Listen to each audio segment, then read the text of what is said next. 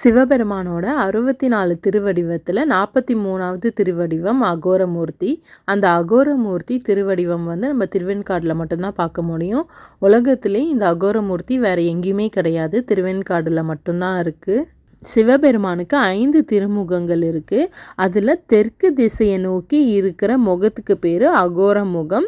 இந்த அகோர முகத்தோட வேலை தீமைகளை அழிக்கக்கூடியது. நவகிரகத்தால் வரக்கூடிய இடர்பாடுகளை கூட நிவர்த்தி பண்ணக்கூடியவர்.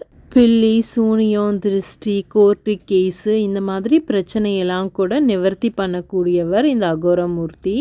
அகோரமூர்த்தி ஞாயிற்றுக்கிழமையில் ரொம்பவே விசேஷம். ஒரு ஞாயிற்றுக்கிழமையும் அகோர பூஜை நடக்கும்.